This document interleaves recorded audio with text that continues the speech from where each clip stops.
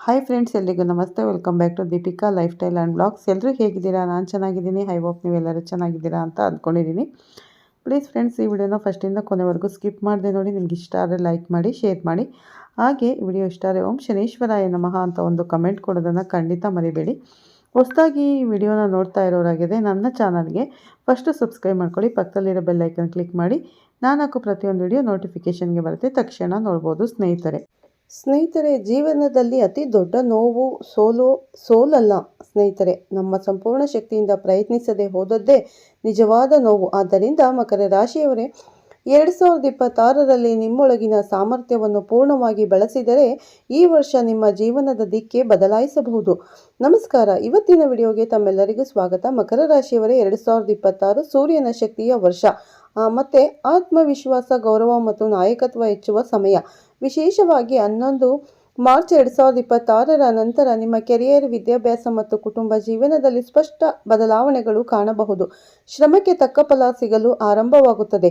ಹೊಸ ಅವಕಾಶಗಳು ದೊರೆಯುತ್ತವೆ. ಆರ್ಥಿಕವಾಗಿ ನಿಧಾನವಾದರೂ ಸ್ಥಿರವಾದ ಪ್ರಗತಿ ಸಾಧ್ಯ. ಆದರೆ ಅಹಂಕಾರ ಮತ್ತು ಆತುರ ತಪ್ಪಿಸಿ ತಾಳ್ಮೆ ಮತ್ತು ನಿಯಮಿತ ಪ್ರಯತ್ನ ಮುಂದುವರಿಸಬೇಕು. ಮಕರ ರಾಶಿಯವರ ಶಿಸ್ತು ಮತ್ತು ಜವಾಬ್ದಾರಿಯೇ ಈ ವರ್ಷ ದೊಡ್ಡ ಶಕ್ತಿ. ಶಾರ್ಟ್ಕಟ್ ಬಿಟ್ಟು ಸತ್ಯನಿಷ್ಠೆಯಿಂದ ಮುಂದುವರೆದರೆ 2026 ನಿಮ್ಮ ಸಾಧನೆಯ ವರ್ಷವಾಗಬಹುದು. ಸ್ನೇಹಿತರೆ, ಈ ವಿಶ್ಲೇಷಣೆ ನಿಮ್ಮ ಜನ್ಮ ರಾಶಿ ಅಥವಾ ಜನ್ಮ ರಾಶಿ ಆಧಾರಿತವಾಗಿದೆ.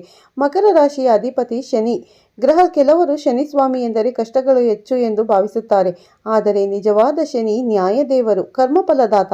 ಒಳ್ಳೆಯವರಿಗೆ ಒಳ್ಳೆಯ ಫಲ, ಕೆಟ್ಟವರಿಗೆ ಕಠಿಣ ಪಾಠ. ಇದು ಶನಿಯ ಧರ್ಮ. ಶನಿ ಸಹನೆಯನ್ನು, ಶಿಸ್ತನ್ನು ಕಲಿಸುತ್ತಾನೆ.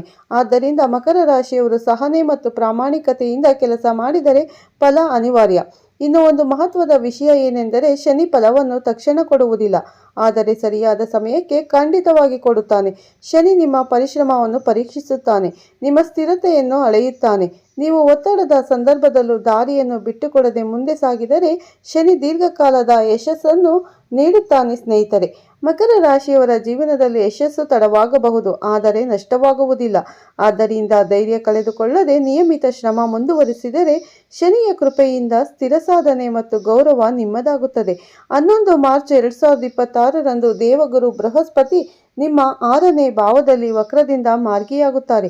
ಇದರಿಂದ ವಿಪರೀತ ರಾಜಯೋಗ ಫಲಗಳು ಸಕ್ರಿಯವಾಗುತ್ತವೆ. ಸಾಲ ಪಡೆಯಲು ಯತ್ನಿಸುತ್ತಿದ್ದವರು ಈಗ ಯಶಸ್ವಿಯಾಗಬಹುದು.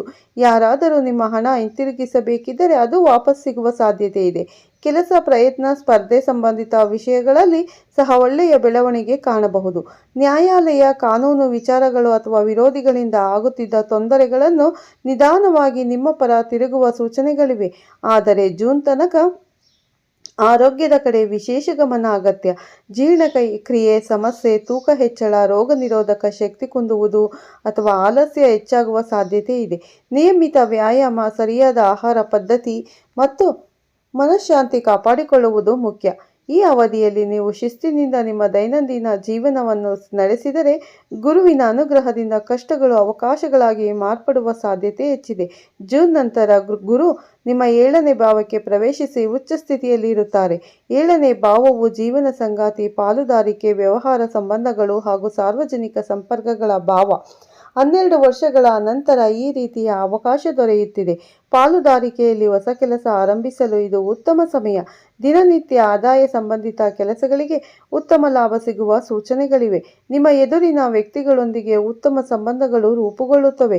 7ನೇ ಭಾವದಲ್ಲಿರುವ ಗುರು ಅವರ ಪಂಚಮ ದೃಷ್ಟಿ 11ನೇ ಭಾವದ ಮೇಲೆ ಬೀಳುತ್ತದೆ. 11ನೇ ಭಾವವು ಲಾಭ ಮತ್ತು ಆದಾಯದ ಸಂಕೇತ. ಆದ್ದರಿಂದ ಆದಾಯದಲ್ಲಿ ವೃದ್ಧಿ, ಪ್ರಗತಿ ಮತ್ತು ಹೊಸ ಅವಕಾಶಗಳು ದೊರೆಯುವ ಸಾಧ್ಯತೆ ಇದೆ. ಗುರು ಅವರ ದೃಷ್ಟಿ ನಿಮ್ಮ ಮೊದಲ ಭಾವಕ್ಕೂ ಹಾಗೂ ರಾಶಿ ಸ್ವಾಮಿ ಶನಿಗೂ ಬೀಳುತ್ತದೆ. ಇದರಿಂದ ನಿಮ್ಮ ಆತ್ಮವಿಶ್ವಾಸ ಹೆಚ್ಚುತ್ತದೆ. ನೀವು ಕೈಗೊಂಡ ಕೆಲಸದಲ್ಲಿ ಸ್ಥಿರತೆ ಮತ್ತು ಕೇಂದ್ರೀಕರಣ ಹೆಚ್ಚಾಗುತ್ತದೆ. ನಿರಂತರ ಪ್ರಯತ್ನ ಮಾಡುವ ಶಕ್ತಿ ದೊರೆಯುತ್ತದೆ. ಗುರು ಬೃಹಸ್ಪತಿ 3ನೇ ಭಾವವನ್ನು ಸೃಷ್ಟಿಸುತ್ತಾನೆ. ಮೂರನೇ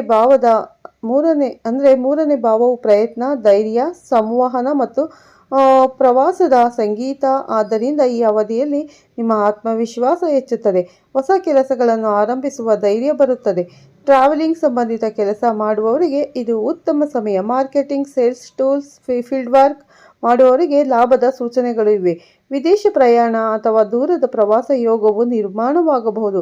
ಆನ್ಲೈನ್ ಕೆಲಸಗಳು, ಯೂಟ್ಯೂಬ್, ಫೇಸ್ಬುಕ್, ಇನ್ಸ್ಟಾಗ್ರಾಮ್, ಡಿಜಿಟಲ್ ವ್ಯವಹಾರಗಳು ಇವುಗಳಲ್ಲೂ ಯಶಸ್ಸು ಹೆಚ್ಚಾಗಬಹುದು. ನಿಮ್ಮ ಸಂವಹನ ಕೌಶಲ್ಯ ಹೆಚ್ಚುತ್ತದೆ, ಜನರೊಂದಿಗೆ ಸಂಪರ್ಕ ವಿಸ್ತರಿಸುತ್ತದೆ, ನಿಮ್ಮ ಶ್ರಮಕ್ಕೆ ತಕ್ಕ ಫಲ ದೊರೆಯುತ್ತದೆ. ಸ್ನೇಹಿತರೆ, ಜ್ಞಾನ ಹಂಚುವವರು, ಶಿಕ್ಷಕರು, ತರಬೇತುದಾರರು, ಸಲಹೆಗಾರರು, ವೈದ್ಯರು ಹಾಗೂ ಮ್ಯಾನೇಜ್ಮೆಂಟ್ ಕ್ಷೇತ್ರದಲ್ಲಿ ಕೆಲಸ ಮಾಡುವವರಿಗೆ ಈ ಅವಧಿ ವಿಶೇಷವಾಗಿ ಅನುಕೂಲಕರ. ಹೊಸ ಪ್ರಾಜೆಕ್ಟ್ಗಳು, ಹೊಸ ಜವಾಬ್ದಾರಿಗಳು ಹಾಗೂ ಗೌರವ ಹೆಚ್ಚಾಗುವ ಸಾಧ್ಯತೆ ಇದೆ. ನಿರಂತರ ಪ್ರಯತ್ನ ಮತ್ತು ಧೈರ್ಯದಿಂದ ಮುಂದುವರೆದರೆ ಈ ಸಮಯ ನಿಮ್ಮ ಸಾಧನೆಗೆ ಬಲವಾದ ಆಧಾರವಾಗಬಹುದು. ವಿವಾಹ ವಿಚಾರದಲ್ಲೂ ಉತ್ತಮ ಯೋಗಗಳು ನಿರ್ಮಾಣವಾಗುತ್ತದೆ. ದೀರ್ಘಕಾಲದಿಂದ ವಿವಾಹಕ್ಕಾಗಿ ಕಾಯುತ್ತಿದ್ದವರು ಜೂನ್ನಿಂದ ನವೆಂಬರ್ 2026ರೊಳಗೆ ಉತ್ತಮ ಮಾತುಕತೆ, ನಿಶ್ಚಿತಾರ್ಥ ಅಥವಾ ಸಂಬಂಧ ಫೈನಲ್ ಆಗುವ ಸಾಧ್ಯತೆ ಕಾಣಬಹುದು. ಹಾಗೆ 7ನೇ ಭಾವದಲ್ಲಿ ಗುರುವು ಶುಭ ಪ್ರಭಾವ ಇರುವುದರಿಂದ ಜೀವನ ಸಂಗಾತಿಯ ಆಯ್ಕೆ ವಿಚಾರದಲ್ಲಿ ಸ್ಪಷ್ಟತೆ ಬರುತ್ತದೆ. ಸರಿಯಾದ ವ್ಯಕ್ತಿಯನ್ನು ಗುರುತಿಸುವ ಶಕ್ತಿ ನಿಮಗೆ ದೊರೆಯುತ್ತದೆ. ಈಗಾಗಲೇ ಸಂಬಂಧದಲ್ಲಿರುವವರಲ್ಲಿ ತಪ್ಪು ಅರ್ಥಗಳು ನಿವಾರಣೆಯಾಗುವ ಸಾಧ್ಯತೆ ಇದೆ. ಗುರುಚಂದ್ರ ಸಂಯೋಗ ಇದ್ದರೆ ಅದನ್ನು ಗಜಕೇಸರಿ ಯೋಗ ಎಂದು ಕರೆಯುತ್ತಾರೆ. ಇದು ಗೌರವ, ಮಾನ ಪ್ರತಿಷ್ಠೆ, ಮನಃಶಾಂತಿ ಮತ್ತು ವೈವಾಹಿಕ ಸ್ಥಿರತೆಯನ್ನು ನೀಡುವ ಯೋಗವಾಗಿದೆ. ವಿವಾಹಿತ ದಂಪತಿಗಳಲ್ಲಿ ಪರಸ್ಪರ ಅರ್ಥೈಸಿಕೊಳ್ಳುವ ಗುಣ ಹೆಚ್ಚುತ್ತದೆ. ಹೊಸದಾಗಿ ಮದುವೆಯಾಗುವವರಿಗೆ ಸಂತೋಷಕರ ಆರಂಭವಾಗಬಹುದು. ಆದರೆ ಅತಿಯಾಗಿ ಅಹಂಕಾರ ಅಥವಾ ಹಠ ತೋರಿಸಿದರೆ ಸಮನ್ವಯ ಮತ್ತು ವಿಶ್ವಾಸವನ್ನು ಕಾಪಾಡಿಕೊಳ್ಳುವುದು ಮುಖ್ಯ. ಈ ಸಮಯದಲ್ಲಿ ಧೈರ್ಯದಿಂದ ಹಾಗೂ ಸಕಾರಾತ್ಮಕ ಮನೋಭಾವದಿಂದ ಮುಂದೆ ಸಾಗಿದರೆ ವೈವಾಹಿಕ ಜೀವನದಲ್ಲಿ ಸುಖ ಮತ್ತು ಸ್ಥಿರತೆ ಖಂಡಿತ ಸಿಗಲಿದೆ. ಮಕರ ರಾಶಿಯವರು ಶಾರ್ಟ್ಕಟ್ ಅಥವಾ ಮೋಸದ ಮಾರ್ಗವನ್ನು ಅನುಸರಿಸಿದರೆ ಫಲ ವಿಳಂಬವಾಗಬಹುದು. ಕೆಲವೊಮ್ಮೆ ಪ್ರತಿಕೂಲ ಪರಿಣಾಮವೂ ಕಾಣಬಹುದು. ಶನಿ ಕರ್ಮ ಫಲದಾತನಾಗಿರುವುದರಿಂದ ಸತ್ಯ, ನಿಷ್ಠೆ ಮತ್ತು ಶಿಸ್ತನ್ನು ಮಾತ್ರ ಆಶೀರ್ವದಿಸುತ್ತಾನೆ. ಆದ್ದರಿಂದ ಪ್ರಾಮಾಣಿಕತೆ, ಸಹನೆ ಮತ್ತು ನಿರಂತರ ಪ್ರಯತ್ನವೇ ನಿಮ್ಮ ಯಶಸ್ಸಿನ ನಿಜವಾದ ಗುಟ್ಟು. ನೀವು ನಿಧಾನವಾಗಿ ಸಾಗಿದರೂ ದೃಢವಾಗಿ ಸಾಗಿದರೆ ಫಲ ಖಂಡಿತ ಸಿಗುತ್ತದೆ. ತಡವಾಗಬಹುದು, ಆದರೆ ತಪ್ಪುವುದಿಲ್ಲ. ಪರಿಹಾರವಾಗಿ ಶನಿ ಬೀಜ ಮಂತ್ರ ಓಂ ಪ್ರಾಂ ಶನೇಶ್ವರಾಯ ನಮಃ ಅನ್ನು ಪ್ರತಿದಿನ 108 ಬಾರಿ ಜಪಿಸಿ.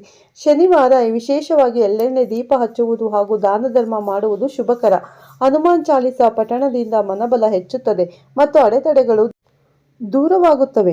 ಪ್ರತಿದಿನ ಬೆಳಗ್ಗೆ ಉದಯಿಸುವ ಸೂರ್ಯನಿಗೆ ತಾಮ್ರದ ಪಾತ್ರೆಯಲ್ಲಿ ನೀರು ಅರ್ಪಿಸಿ. ಓಂ ನಮಃ ಶಿವಾಯ ಮಂತ್ರ ಜಪಿಸಿದರೆ ಮನಃಶಾಂತಿ, ಆತ್ಮಬಲ ಮತ್ತು ಸಕಾರಾತ್ಮಕ ಶಕ್ತಿ ವೃದ್ಧಿಯಾಗುತ್ತದೆ.